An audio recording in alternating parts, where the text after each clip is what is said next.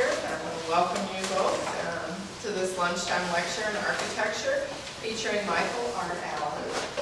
Michael is the director of the Preservation Research Office, a historic preservation consulting firm that he founded. Additionally, he serves as University College Coordinator and lecturer in the American Culture Studies at Washington University in St. Louis.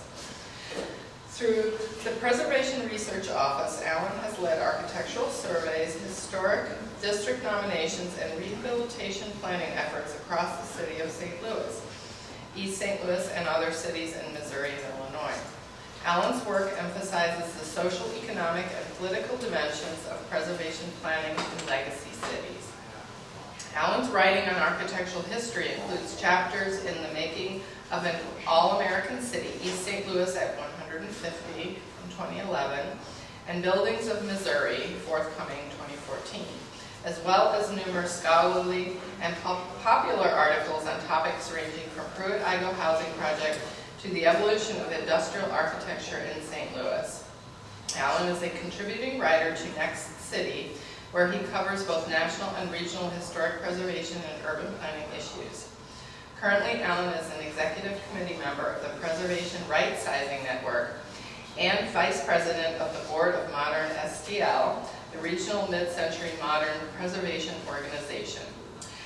I'm very excited to have him here, and I also wanted to do a shout out to Kyrle Boldt, who's here as well, who led this amazing collection of drawings for this exhibit. And it's just a wonderful selection, and we hope to be doing more exhibits from the collection in the future. So please help me welcome Michael Allen.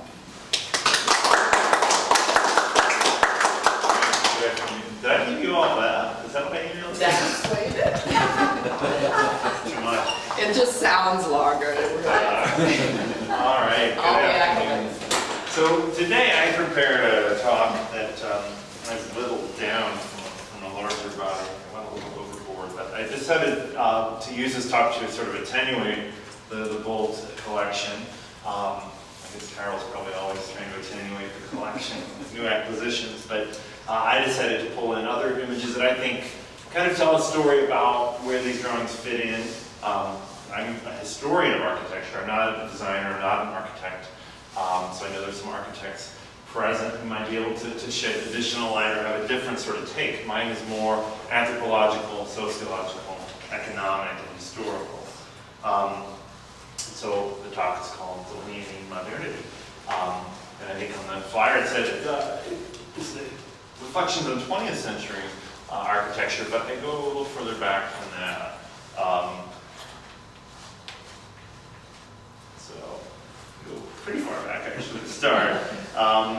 So the idea of the architectural rendering is something that has been debated recently. The slide toward computer technology and away from actual drawing has engendered quite a healthy amount of writing from architects and critics. The panels here reference Michael Graves in 2012, his New York Times essay. He makes a very strong case for what he calls the emotional content of a design derived from hand. And so he makes the case that architects can draw again. On the other hand, there are many critics who dismiss drawing and rendering as sort of a necessary evil. One of them is Italian architect Luca Salenzi, who wrote that the architectural rendering now has become, quote, a professional gimmick, inevitable in order to, quote, preserve the life of a project line. So a function of economic necessity. I hope that the talk today shows that architectural rendering and drawing actually serves both purposes, sometimes simultaneously. It is definitely the expression of an artistic vision, but it also can be not necessarily a gimmick, but a way of selling a vision to a client, to a public, sometimes to the profession itself, because there are activist renderings. We'll see that really don't have clients or projects. So I'm trying to put them all in. And Graves delineates three types of drawings: the referential sketch, sort of the early concept, the preparatory study as a project is getting closer to a reality, and then the definitive drawing, probably the thing we're most familiar with, being presented to a client or at a public meeting, pretty picture we might see published in a journal. They're all three in this show, and that's one of the great things about this installation is it really encompasses all those stages, and I wanted to try to do that here. But I also wanted to just start with maybe foregrounding sort of your perception of what a rendering is. And so that's why I start back with the master, Andrea Palladio, with this 1570 rendering of Villa Trissino, both a presentation of the beautiful projected villa, but also its floor plan. So the drawing is an artistic work, but it's also a practical aid to navigating the layout of the house. And so this is a sort of presentation that shows both the acumen of Palladio, but also sort of the function of the property. So this is definitely something we've gotten away from, but it has this inner tension that I think is something we see in a lot of these drawings, both the utility and the beauty sort of being presented simultaneously. I contrast that with this drawing by Imperial Delaurio from the 1560s. This is a very, very large and detailed view of this villa for Cardinal d'Este. And this, to me, this sort of sets in motion a strain of drawing that is, I call it the ownership gaze.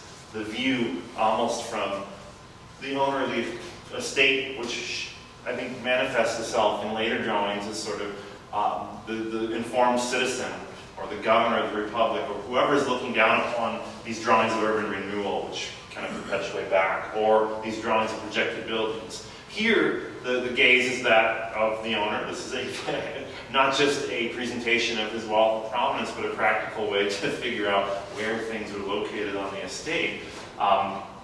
The later drawings with this sort of perspective are much more theoretical in nature. But this accords also with bird's eye views of cities that started coming out in the 19th century, which were, again, both celebratory of the wealth and human capital, but also extremely serving a very functional purpose of orienting people to their places, being able to actually step back from that ground level. Architectural renderings you might be familiar with also include Pugin's Gables, or works that emphasize the ornamental nature. These were published in 1915. Augustus Pugin was a sort of a popularizer of these books that sent out these patterns in millwork. These beautiful verge boards, or the decorated boards along the gable end. These were pattern books that contractors and architects would source for design ideas when they were designing people's houses. So a very practical sort of use of rendering, which also is similar to an earlier work, Andrew Jackson Downing. His Architecture of Country Houses hit American audiences in 1850.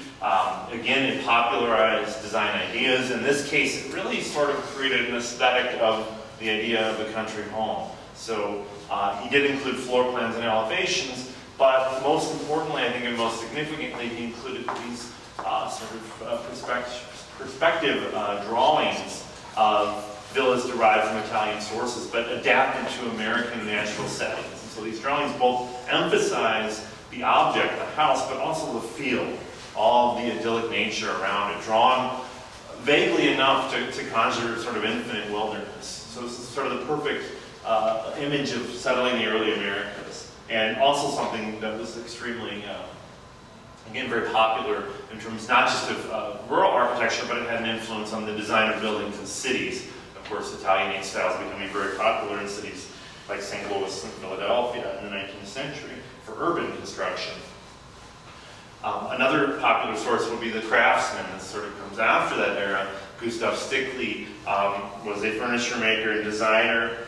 He published The Craftsman from 1901 through 1916. The issues included, very glorious visual arts illustrations from the covers to the renderings, but also sort of, again, picking up the idea of this object and field, this house, this work of architecture related to a natural landscape. This time, really emphasizing the handmade, or at least suggested handmade details of the arts and crafts movement. So this also popularized the style. And so I include these examples because while the works in the exhibit are particular to different projects, these more conceptual proselytizers had huge impact on the field, and that this is definitely one use of the rendering is to reach mass audience. And it did, and so I just threw this in because in LeClaire, Illinois, a planned industrial suburb that's now part of the city of Evansville. Some of you may know this area up on Troy Road. This illustration from about 1895 sort of melds these Andrew Jackson Downing and Gustav Stickley ideals into an image that is anchored, of course, here by the factory. So this is the paradox of the industrial suburb in America. The factory and all the workers living in housing, but this tranquil setting, and you notice one thing, or two things really come out of this rendering. The curvilinear streets, very idyllic and naturalistic, but also the houses. This is a subdivision that's designed to be completely filled in, and they want to sell the lots to the workers. But the houses here are shown with very gracious and abundant space around them. That's not exactly how LeClaire would be completed, but they're selling you this image of the suburb. Renderings you also might be familiar with. These sort of different guides to the city. Commercial and Architectural St. Louis is one of the major 19th century guides. These books that were produced as sort of compendiums of what's what of the city, with usually a historical essay, illustrations of major factories, homes of wealthy figures, maybe even their own personal engravings, but also works of architecture. Commercial and Architectural St. Louis is sort of a guidebook, and most of these cities in the 19th century had them, and the publisher commissioned these lithographs. So this is a type of rendering that is not designed, of course, to encourage someone to build these buildings. They're already built. But it's a certain type of gaze that encourages reverence and appreciation for this architecture. And you see here on the left, this is the Oddfellows building at 9th and Olive downtown. The Oddfellows building, actually, part of it does still stand. Some of you may know this.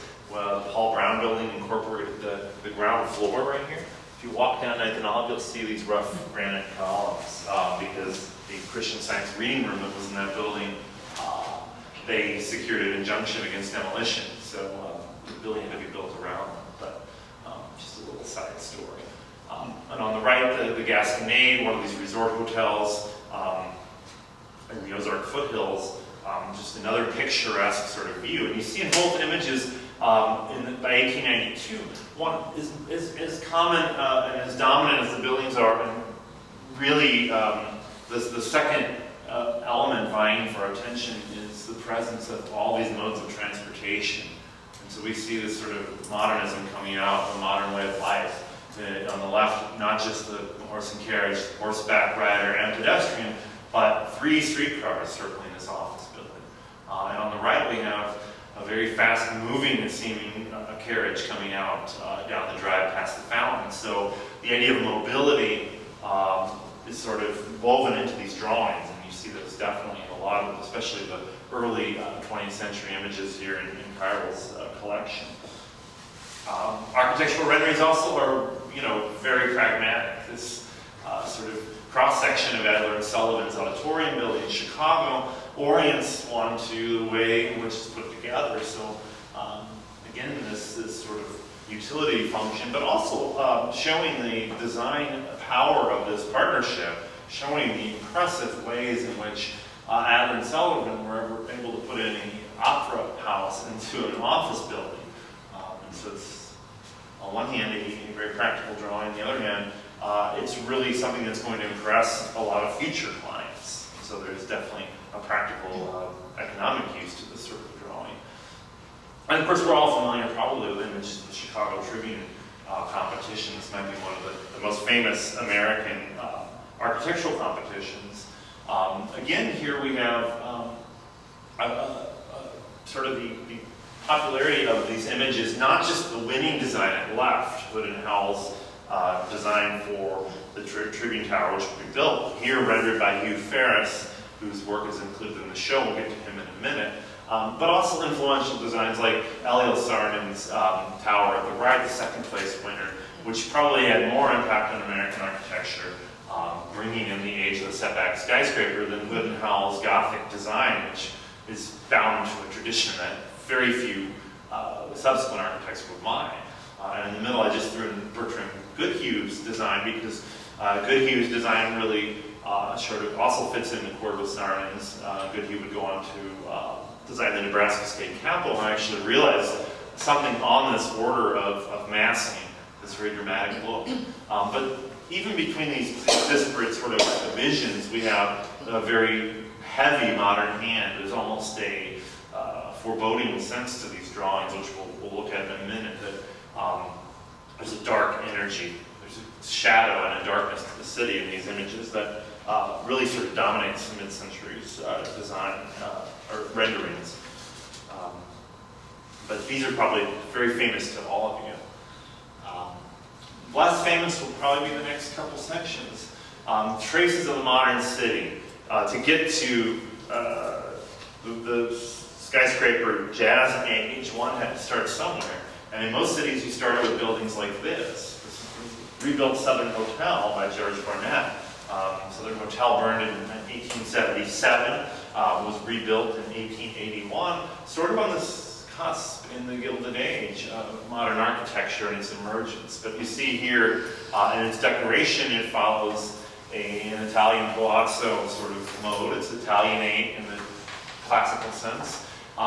It's here depicted in one of St. Louis's popular guides in a rendering that is beautifully detailed. We have the modes of transportation and mobility, but we also have the building sort of characterized in a way that is classical. It's not soaring, we're at the ground level, we're looking at it in sort of a very mundane and traditional way. And so this sort of architecture and this sort of image was something that modern architects sought to triumph over. And I think there is sort of a war of images in the depiction of architecture in the 19th and early 20th century as modern ideas start emerging. One of the most powerful comes from Louis Sullivan in 1891. Sullivan published an article called The High Building Question, a Chicago-based publication called The Graphic. And this illustration, not by Sullivan himself, but by one of the magazine illustrators, came to illustrate Sullivan's concept of the street of the future. Sea of setback skyscrapers, much like Saarinen vision for the Tribune Tower. This was derided by one critic as toy block architecture, but it sort of sets this agenda for the image of what a modern building should look like. Emphasis on height. The buildings are reaching upward. The gaze is somewhat hovering in midair, seemingly, so we have the full mass of these tall buildings in view. The streets become increasingly abstracted. Here, as early as 1891, there's almost nothing on the street in this vision. So it's not a realistic city. This is a utopian vision. But it's at odds with sort of the architecture represented by a Southern Hotel, an earlier building. So we all know Sullivan's striving to break out of that. But to get to the high-rises, there has to be sort of an interlude. And in an interlude, we have works like Shepley, Rutan, and Coolidge's Missouri Bell Telephone Company building. Shepley, Rutan, and Coolidge was the successor to the firm of the great modern master H.H. Richardson, who was widely influential on Sullivan. His Romanesque buildings with their heavy massing and their move away from architectural ornament really sort of brought in modern ideas to commercial design. And this building here, with its very heavy sandstone base, its very prominent arcade, really speaks to ideas about modernity. Of course, we're still weighted with the horse and carriage. I feel like we don't really have a modern architecture in any of these renderings until we stop seeing horses. On the right, we see that, just as a little note, 10 years later, Shepley, Rutan, and Coolidge is still designing, and modernism is still on the way up, but the Beaux-Arts influence, as it would become to be known, this return to classicism, 10 years later is already seeping back in, and the published rendering of this loft building, which is still standing at 1121 Washington, where Flamingo Bowl is located, is rendered in a delicate watercolor, almost like a Stickley drawing. And the building is certainly not proudly modern. It's pronouncing its ties to tradition. And so we do have this tension riding through the late 19th century. Oops. But we do have the progressive impulse, and I don't want to belabor and mischaracterize some of this work, but and just because buildings have towers don't mean they're reaching for the future. But I think that in this illustration, these pair of illustrations here, we see definitely a break from that sort of hidebound, ground-based view. These views are clear mostly of undesirable chaos, the horsemen and the pedestrians, and these works of architecture here, both embracing traits of Romanesque revival, also traits of the French Renaissance revival, really sort of project a singularity, and I think that's really key to the emergence of a modern style. Isaac Taylor is not exactly known as a modernist. A lot of his buildings are in the classical tradition. He became director of works for the Louisiana Purchase Exposition in 1904, and certainly that exposition did not really support, it was not a vehicle for modern design. On the other hand, Harvey Ellis has become sort of a fugitive outlaw of architectural history with his different paths from Rochester to Minneapolis through St. Louis. His handed works like Union Station, St. Louis City Hall, Compton Water Tower, and the Washington Terrace entrance make him a very elusive but progressive figure. And his style here is sort of, again, the entrance is abstracted away from the field of the city. The city sort of disappears in this monument. We really fix our gaze upon it, and it really pronounces it is different, it is modern, and that there's a force to it. And this drawing style really emphasizes that. But again, you know, we ride the tensions, and I just put this in because it shows that even at the turn of the 20th century, this lack of resolution in architecture that carries out to renderings. The Century Building, 1896, post-Wainwright Building, this is post-Chicago School. But here we have, again, a return to the Italian Renaissance and a style delineation that is very conservative. I mean, every course of marble is seemingly hinted at. This is not a visual mass. This is a delicate drawn image that has something in common with those old Renaissance drawings, less in common with this modern style. The Century Building, of course, has been demolished. This is where the Culinariat is downtown. I won't get into that story of its demise, but just to point out, also there's a little discrepancy over the entrance on this drawing. It says Central Building. Not sure where that comes from, but this was signed by Raderhoff and Crocker, the Chicago architects who designed it.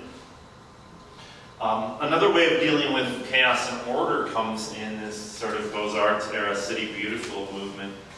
Every city toyed around with remaking itself in the early 20th century, especially these crowded central cores. And architectural rendering sometimes becomes the only fully realized product of this sort of civic monumentalism. If you've been to Cleveland, you've seen their Daniel Burnham Design Civic Center. If you've been to Memorial Plaza in St. Louis, you know our realized grouping is not as coherent. And certainly nothing like this plan here, which was delineated according to the wishes of William Eames and John Moran, St. Louis architects in 1904, our fair year. You can see, just for point of orientation, this is City Hall here, Market Street, Tupper. So this is an axis running, a park axis, flanked by Beaux-Arts buildings running between the projected public library and a new courthouse here with a proud dome. This rendering really both, projects this civic identity that's in league with what other cities are doing. So it's a sign of keeping with the times. It also is at odds with the city here, and we see the return in this rendering of the field of the city around it. It's dark, it's sketchy, it's vaguely drawn, thus drawing our eyes to these gleaming white modern buildings and their sort of linearity. This is almost a triumph over all of the undesirable traits of the city. And this is something that was used as civic salesmanship, and of course never really got built this way. One of the things that did come out of this was the city funded construction of the new municipal courts house, and that was designed by Isaac Taylor. Sorry, I told you he wasn't that much of a modernist. Here he is returning with the neoclassical for this design. The original design at left from 1909 had a 150-foot classical tower. This is something that's not probably well known about this building. The municipal courts tower was never built, and Isaac Taylor actually went to the press complaining that they weren't funding his glorious pinnacle. But at Wright, this is more of how it appeared as it was built. This is from the St. Louis Post-Dispatch, and I think it's very interesting that for this very heavy ownership gaze, this very abstract classical view, that the Post-Dispatch brings in this rendering that makes it seem almost playful and accessible, with families striding gently in. I don't know, maybe their relative is on a witness stand or something, but it's almost a humanization of this architecture. And it fits in time, in keeping with the times. I'm throwing in a few examples from outside of St. Louis just to put this in perspective. McKean, Mead, and White's entering the Grand Central Terminal competition also includes a classical tower, a little bit taller than Isaac Taylor, with 60 stories here. This view really shows this pronounced mass. The style is very, definitely has the emotional content that Michael Graves wants to see in the hand delineation. But it's a classical mass, and it's really emphasizing its orderly nature. This did not win the competition. This competition, held in 1903, invited 5 different firms, and Reed and Stern won, and then they brought in Warren and Wetmore, who would go on to actually become the lead designers of what was built as Grand Central Station. This, incidentally, also sort of navigated the modern era, not through its design, but through a feature that would have been quite wild. A 300-foot jet of steam illuminated in red was supposed to shoot from the top of the tower to help ships navigate the waters around Manhattan. So, who knows? I just thought this was interesting too, to throw in this St. Louis State Hospital. We all know this building on Arsenal Street. 1906 plan for expansion, again emphasizing the classical nature of this architecture, as well as here the view itself is symmetrical. So nothing cries out ordering the city more than a symmetrical view. And where did the city go also though in this view? It's all woods around this idyllic hospital. This is a presentation view that was shown to members of the St. Louis City Council and House of Delegates to get funding for this project. So this came from advocates for this project. At the same time, Isaac Taylor's $1 Million Hotel, which was never built.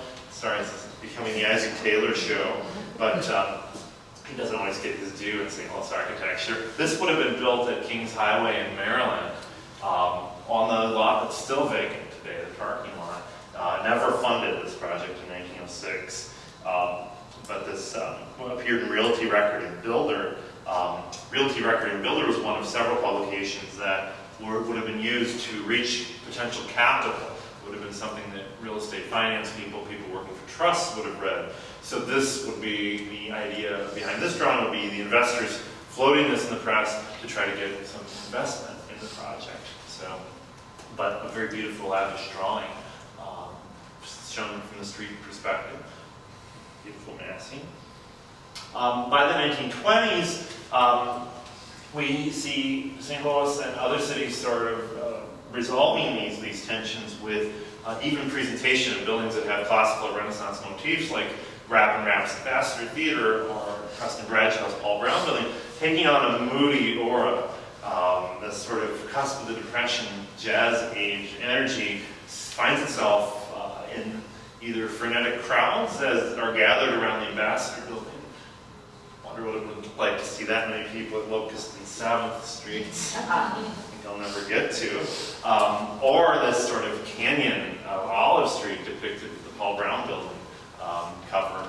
This sort of darkness, and a couple businessmen are walking out of the darkness to their jobs, I guess. Tensions of the times. These were used by the Isaac Cook Company, a downtown real estate company, to encourage people to lease space in these buildings. So these were advertisements of sorts. So we reach back in time, and then we step forward to the modern city. And this is an idea I think that we see in the show with the Airlines Terminal Building by Hugh Ferris. And this is the idea that the new era of modern architecture needs a brand new form of delineation, one that emphasizes power of architecture, power over the viewer, power over the people drawn into these renderings, power over capital. This is really the golden era of architectural rendering, coming alongside the laws in New York and other cities that mandated setbacks, so creating entirely new ways of building these tall buildings.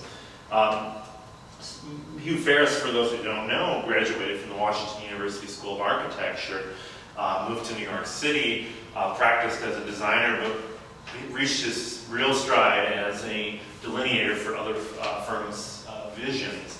And he's best known for publishing the book Metropolis of Tomorrow in 1929, the same year as the stock market crash, which came out with a series of renderings. The one in the upper left comes from that book, showing skyscrapers as almost like mountains in the desert. This sort of not only orienting us boldly to a new form of architecture, but really disorienting us to the city as we knew it before.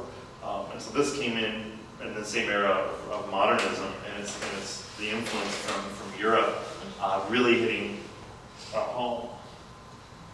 And so this is rendering for the 1939 World's Fair in New York, which is full of dark lines, heavy shadows, also though mysterious light. Light is everywhere, but it's coming from underneath, and it's just sort of this aura around the darkness. And so this sort of fits the mood of the Depression, the time America at a crossroads, a vision for change, but obviously at a time in which capital is tortured. This style, you see in several instances, I think it was very influential on the work that we see here from Gilbert Hall and Victor Coons, and also influenced quite a lot of renderings. This project is from Chicago. It was never built. This is where the Aon Tower is now, facing Millennium Park. This is the Crane Tower by Walter Allschlager. The Crane Tower would have been 1,022 feet tall, 75 stories. This delineation in this manner of Hugh Ferris, not by Hugh Ferris, not only includes this mass towering over a flattened and really sort of diminished cityscape, but has this outward thrusting beam of light coming from a top beacon. This building is really dominating the view. And sadly, it did not dominate the financial world. It was proposed on the cusp of the Depression, and the Tribune, of course, had ran the headline, "World's Tallest Structure" proposed, but it never got built. Project that did get built was the Waldorf Astoria Hotel by Schulze and Weaver. This Waldorf Astoria comes also in this era in which architects are not only trying to adapt to this style and really pronounce this new mode of modern high-rise architecture, but they're also making large boasts about the contents of these buildings. And so the owners of the hotel want the world to know it has 1,500 rooms. It's the largest hotel in the world. They need a really iconic image to do that, and this one fits the bill.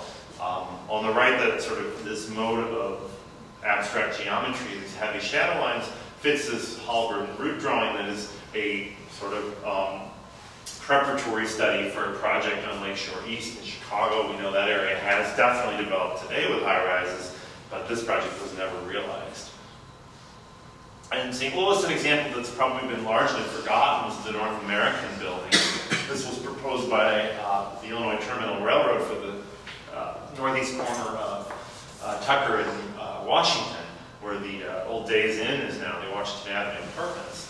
The North American Building was supposed to be not only a tall office building, but it was going to house the passenger terminal for the Illinois Terminal Electric Railroad, which connected St. Louis between the 30s and the 50s to places like Peoria, Danville, Springfield, Urbana, and Champaign in Illinois.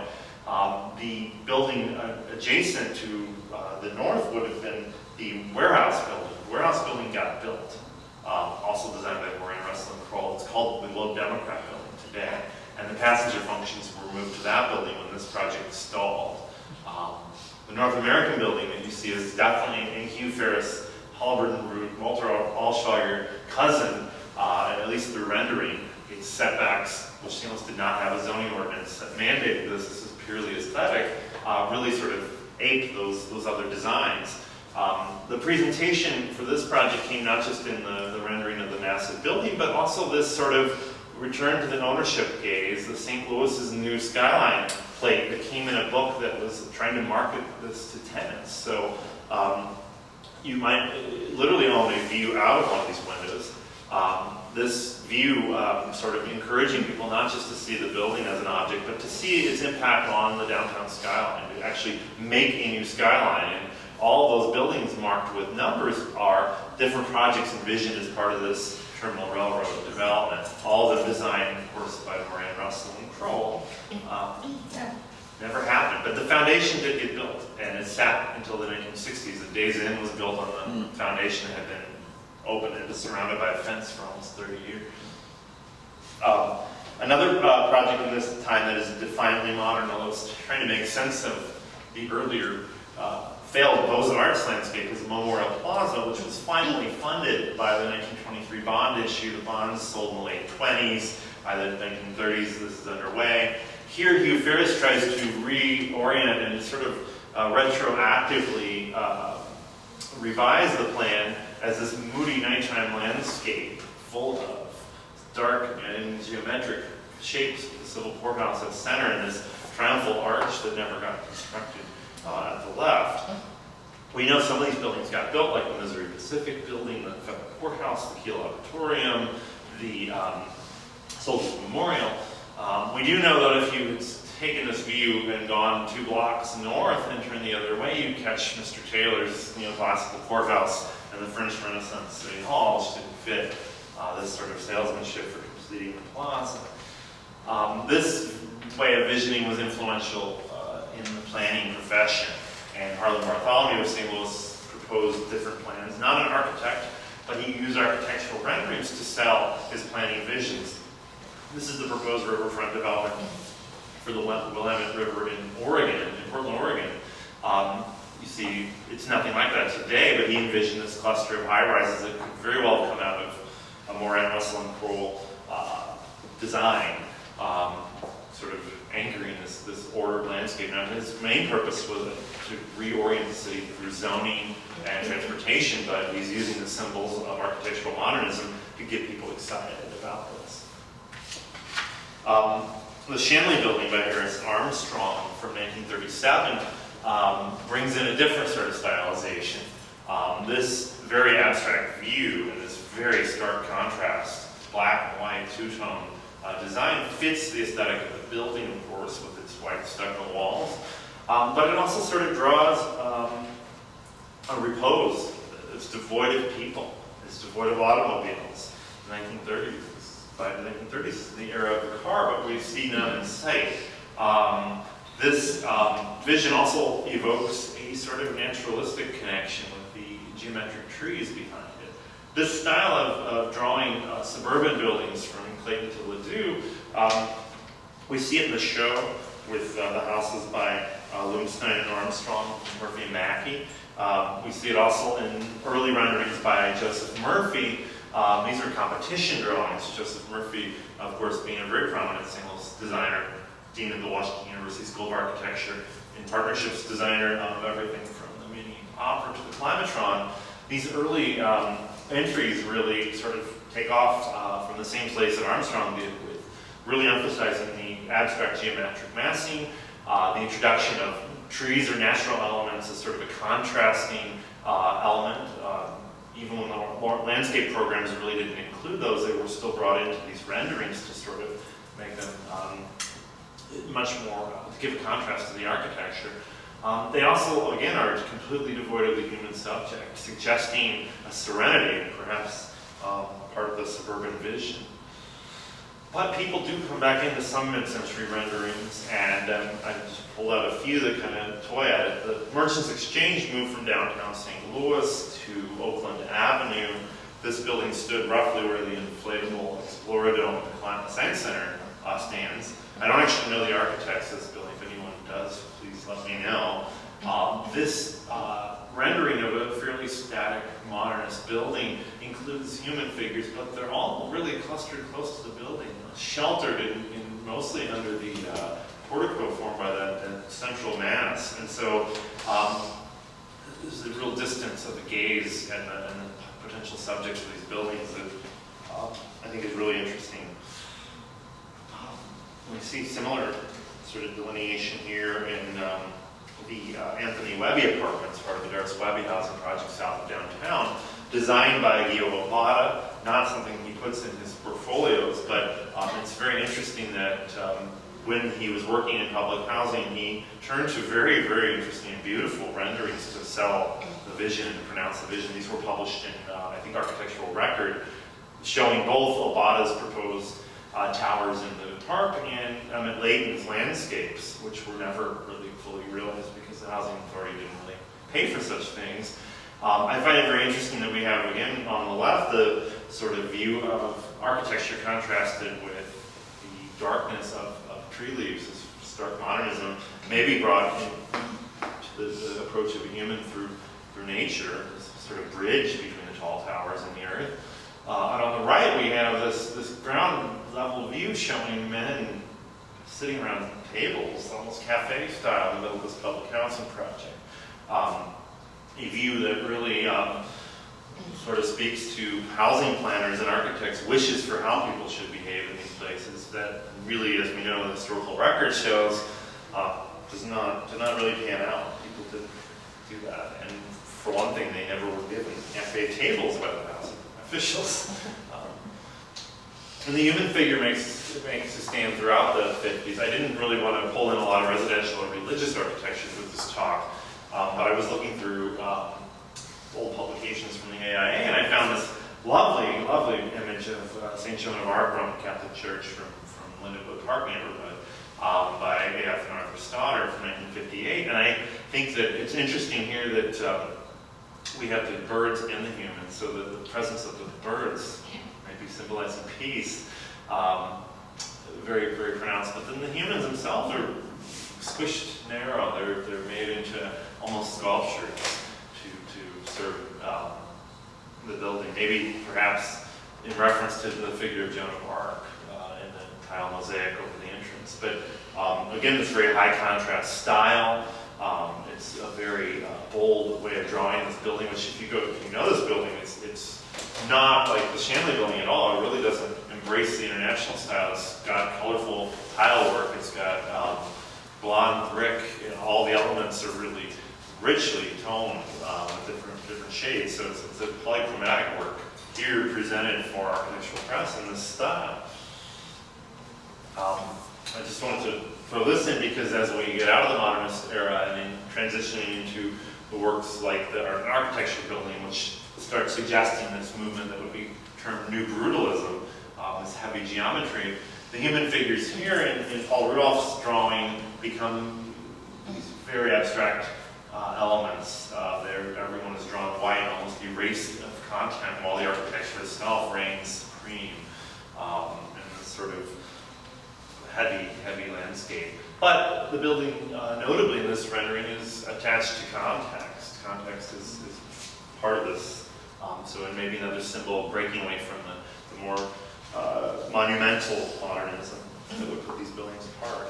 And just to tie this through to the end of where the human subject stands and how these renderings deal with it, today we have some examples. I don't even know where this is. I pulled this out as my stock Besh, the postmodern era slide, but it shows a suburban office park rendered by computer with a very beautiful cloudscape behind it. Again, we see cars, much like maybe some of the drawings here from the modernist era, like the Oldsmobile dealership or the Gobbler restaurant. We don't see people. It's very hard to orient yourself to this landscape. There are also very few signs like the sidewalks, like other buildings we might know, that would even show you what place this is at all. And that's something that Graves and others worry about with the over-reliance of computer renderings. We move away from any sort of the semiotics that orient us to these architectural visions. And so I want to contrast that with this new vision on Tonti Avenue in Shaw, this infill project by local firm UIC, bringing people in through their literal representation. I'm sure any of you have seen architectural renderings lately or student work from Washington University. You know that photoshopping people in has become quite a thing and quite a way of representing a human components, so it's almost a literal representation of the human presence. But the architecture itself then sort of grows less literal in this rendering. Everything around it is drawn from real life through Photoshop, but the buildings themselves have a cartoonish quality. This might meet what Graves dismissively calls parametric design, which he says that the computer really is ruining our perception of architecture. Nobody from UIC is here. Remaking the city. I just want to end with a few ideas of an activist mode. Activist design has nothing but renderings to really propel its ideas forward. If you're not going to actually build something, or you want to build something, you have to show people what you want to build, especially in today's era, but increasingly so in the modern era, the era of the image. So Archigram was very well known in the 1960s in London. A collective of architects that included David Green, Peter Crook, Warren Chalk, Ron Heron, Dennis Crompton, Michael Webb. They worked very, very rapidly to develop this vocabulary of fictional landscapes, these utopics of sorts that are based on outlandish ideas. One of the most popular ideas was the idea of the armature. Creating these large structures and then appending housing or uses or activities from these larger goofy structures rendered in this pop art style.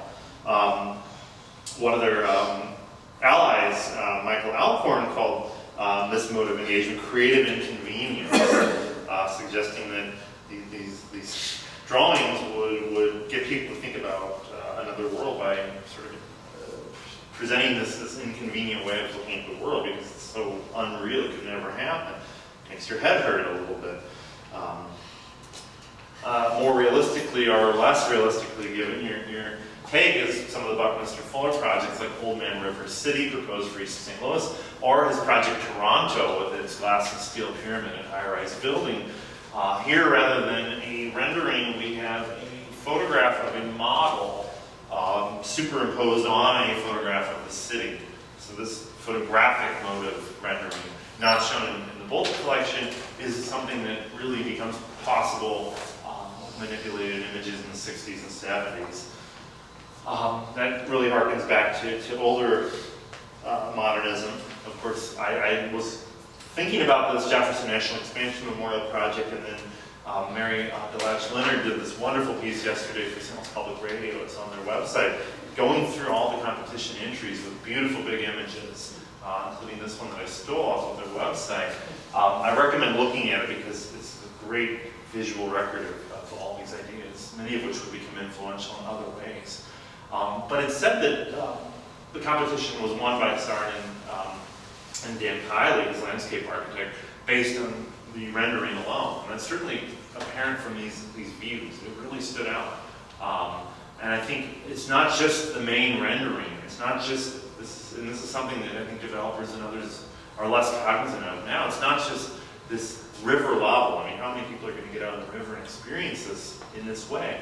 But it's the way in which the main drawing peels away to the sort of ownership view, the large view of the city, seeing how it fits into a broader plan for remaking the entire city in a way that ultimately suggests democratic benefit, this identity that benefits all of us. And then these views of activity and program that are intimate and that you might imagine yourself in. These drawings coming from Sarandon's associate J. Henderson Barr, this in the second iteration, the second stage, really cemented this as a winning competition, despite the fact that the mathematics of this arch were as untested as Mr. Eads' bridge had been back in the day, and that Sarandon was a very young designer, and all gathered thought that his father would have a much better chance of winning the competition than he did. The power of this activist vision, this I can make this happen, is really inherent here. It's very inspiring. We also see that in the urban renewal dynamic with less than inspiring results, of course. The St. Louis Post-Dispatch has a constant series of articles in the early 50s on progress or decay. Was the main piece in 1951 that got people thinking. They followed it with a special progress section, showing the way in which the entire city is being reordered is impossible through renderings of single buildings. If you looked at the Doris Webby imagery, you could not really derive an entire program for remaking a city where there was a pressing public case being made for its remake. So you have to float up into the sky. You have to get back to that big view showing how all these projects add up, making the city itself the architectural work, much like Bartholomew's renderings for projects like the one I showed in Portland. But here they're all labeled, so you can orient yourself to it. Most people are going to recognize these scenes. Completed in the center is number 25, is the Pruitt-Igoe housing project.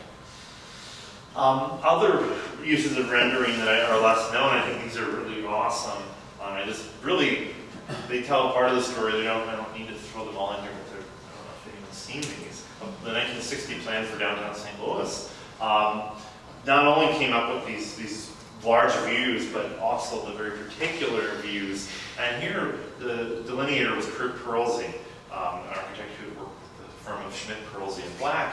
Like Hugh Ferris, he was trained as an architect, but he's probably better known for these really sort of strong drawings. And Schwarz and Van Hofen had the contract to do this plan, and he was in their employment at the time. So he came up with this way of contrasting these large plat maps of the city with these ground level playful views, the colorful pastels, the abstraction of people and sculpture, the outlandish geometry the buildings propose themselves. This building on the right, this tilted drum is going to be a music hall. They really suggest an approachable and playful element to remaking the city. I also just want to point out on the left, there's this element here. It's a sign of sorts, but it almost looks like a diving board. There's energy to these. You can imagine yourself literally sort of diving in. And they're elements that project out into the gaze from the edges that I think really suggest this. These are not isolated landscapes. These are part of this total city. You're already in this city, so you can walk right into these frames and these really powerful storytelling.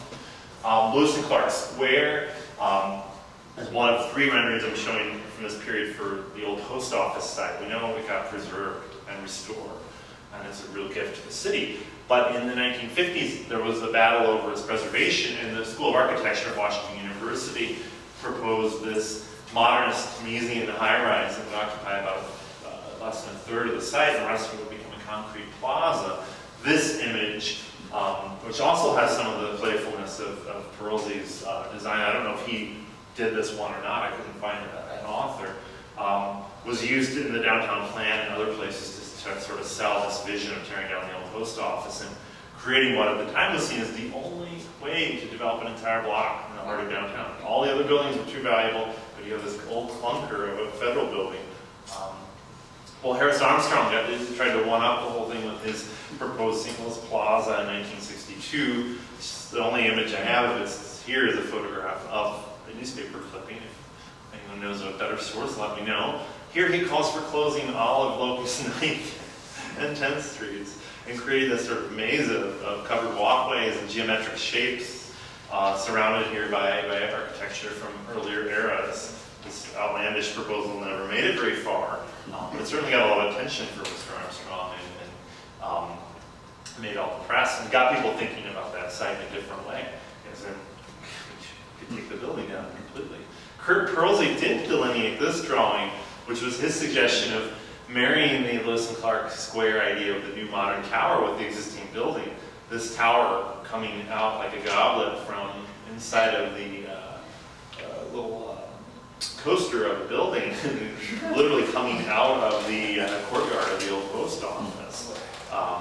Never happened, of course, but just an interesting way in which rendering was used to imagine speculatively ways to resolve this pressing political problem. That also was in play recently with the threat to Prentice Women's Hospital in Chicago, which is now completely gone. Prentice Hospital has been demolished. This cloverleaf of concrete by Bertrand Goldberg was threatened, and Jean Gang came up with this very clever, almost totem pole-like idea on the right, which was to take the new Northwestern University medical facility that they said they needed to tear this building down for, and build it on top of Goldberg's building using his core as sort of an armature, adding another top to the building, saying it could resolve all the problems and his work would still be preserved. Whether or not engineering-wise that could happen, Not sure she thought it could. It's playful, it's clever, got a lot of attention, it drew attention to the preservation cause. Cause lost, but That's terrible. so it goes. The same with this other one. I just wanted to throw this in because it's a little counter note. Because Lewis and Clark Library by Frederick Dunn, we have his Jefferson National Expansion Memorial entry in this show. Was threatened with demolition in the last 2 years, and AIA, Modern STL, and S. Hamilton, and many others fought to preserve this building. The critic for Design Observer, Alexander Lang, wrote that preservationists need to start talking the same language that people making these decisions talk. So she says they need to get visually smarter, they need renderings, they need square footages, they need to talk like architects. And so this sort of answered that call to come up with a plan designed by 3 local architects, John Haeger, Jeremy Craig, and Neil Chase. That actually they took the library's own program for the new building on that site and came up with an addition and a revamp of Dunn's building, that preserved Dunn's building, removed a later alteration.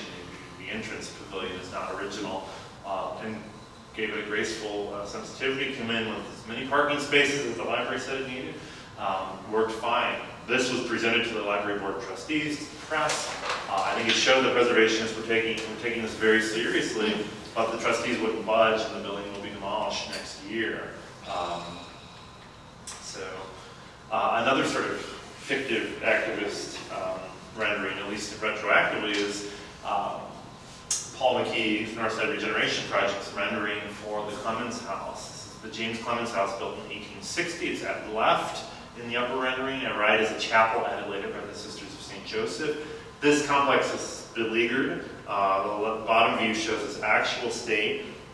Mackey was pressed very hard by the city to come up with a plan for this building, and that rendering served as almost in lieu of an actual plan. That was put out in the press as their vision for the last several years. Meanwhile, it sort of masks this hidden transcript of the reality of the property as it sits, which most people aren't going to go investigate for themselves. The reality 4 years later is there is no plan for the building. The roof on the mansion is about to collapse, and there is no funding to preserve the Clements House. Mackey still uses that upper rendering in his slideshows, never shows the reality. So it's a form of almost recuperating his own sort of responsibilities, at least through visuals, rather than actual action to preserve the building. And so it's kind of almost an anti-rendering of sorts. But the ultimate anti-rendering, and I just threw this in, of course, comes in 1972. We can credit Michael Baldridge, the photographer for Post-Dispatch, for creating this image, a photograph in the era of photorealism, commandeered by a young architect named Charles Jenks in 1977 in his Language of Postmodern Architecture, to serve as visual proof of the ostensible death of modernism, the end of the modern era. You know, Jenks and his cohort of postmodernists were trying to smash their way into the architectural canon, and what did you do that? Well, you attack all who came before you, right? You tear them down. And so literally that's what happens in this image. So it becomes as popularized as any of these renderings, and is symbolic of a moment in architectural history. Jenks himself has disavowed his own statements, saying it was youthful folly, youthful swag that had brought him to this, but it has endeared itself into the architectural canon. And I would say that 10 times out of 11, when you hear Pruitt-Igoe, you're going to see this image before you see any of Yamasaki's renderings. So the anti-rendering, perhaps, and one that brings us back to sort of the emotional content idea. These images are charged with emotional content, all of them.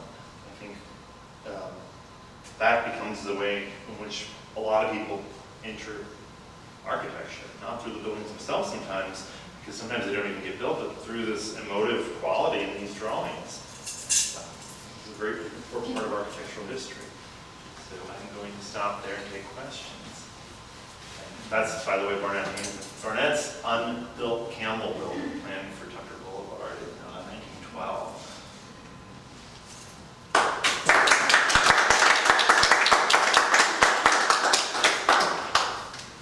Michael, where online did you say the Saarinen arch drawing is available along with... St. Louis Public Radio, they just published a story yesterday, which is really a pretty exhaustive look at those renderings with an extensive interview with Bob Moore, the parks historian. So.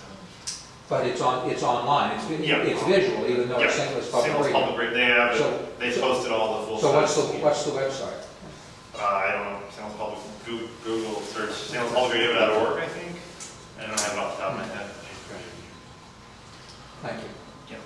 Along the same lines, that competition that Aerosarn entered, if you look at the preparatory sketch, it's actually on the competition requirements. And in the sort of the margins of the paper, he has the arch sketch, and he also has the perspective views and how he's going to explain the design. All right there in this kernel of a quick pencil sketch that led to those beautiful renderings that were there.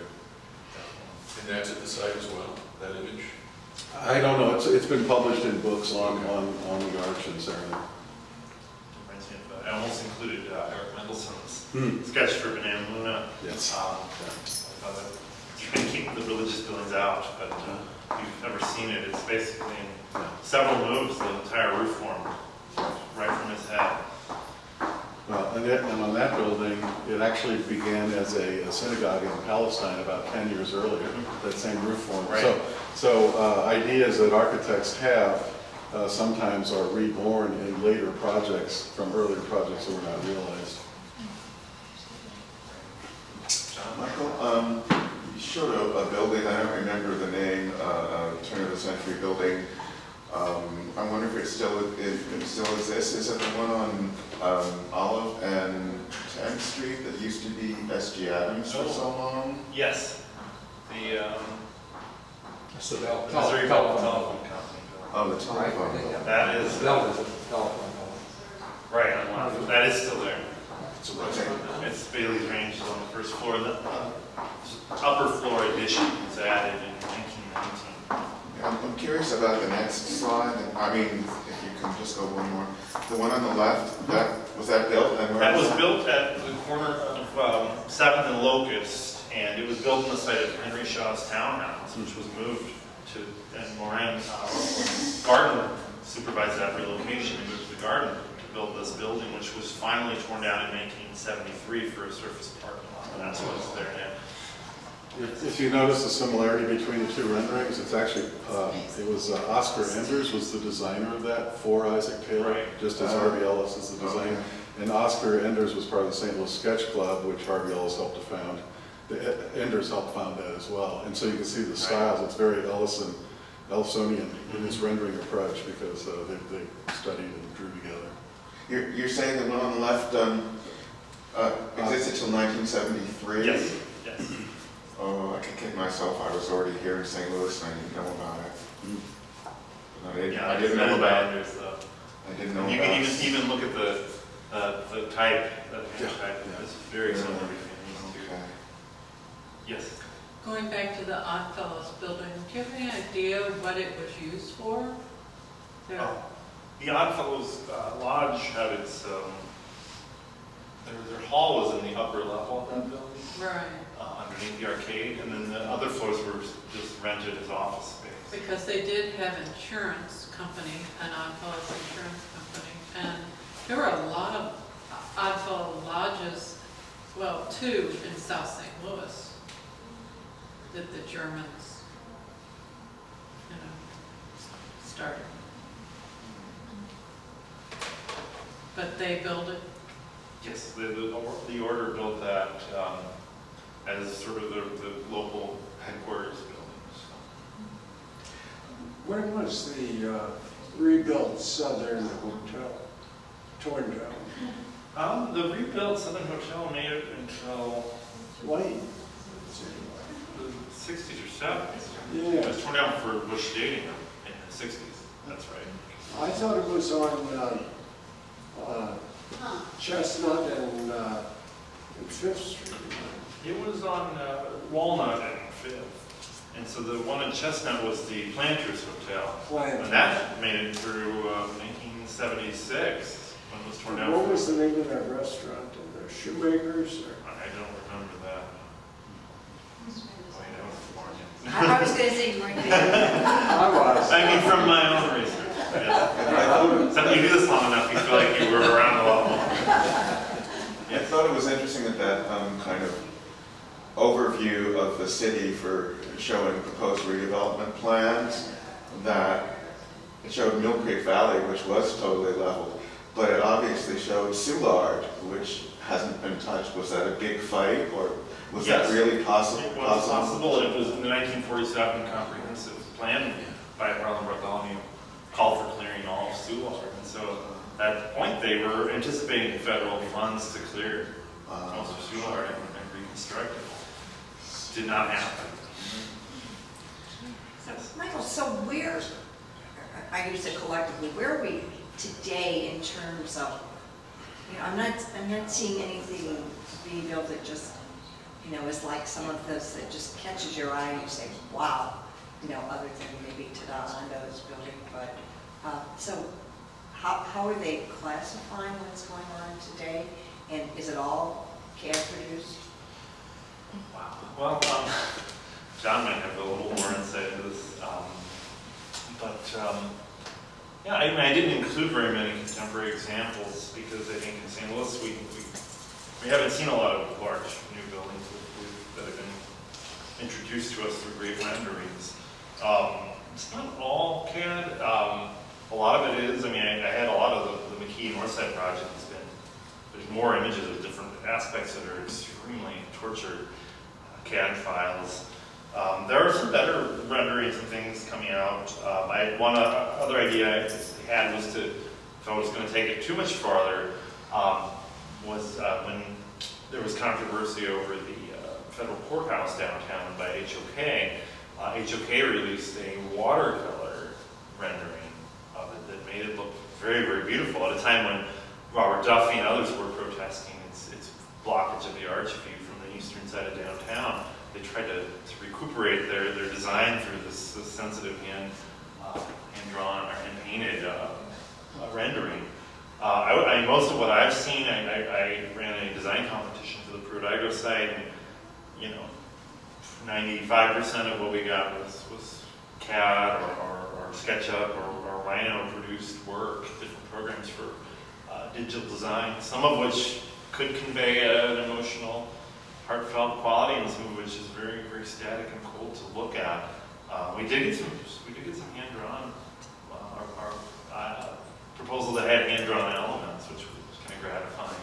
I don't think there's a lot of it going on, but John's in the School of Architecture, so he might be able to tell us a little bit about what's going on over there. Well, what I expect from future I generations. think you've summed it up very well. I mean, I think that it's definitely towards the technology bias of, you know, CAD drawings that can depict complex geometries, but then it's taken into computer rendering programs that soften it. You mentioned Rhino and others that, you know, give reflectivity for glass and water and things of that nature, and then photorealism. So, I mean, sometimes you see things it's tough to tell if they've been built or not. Right.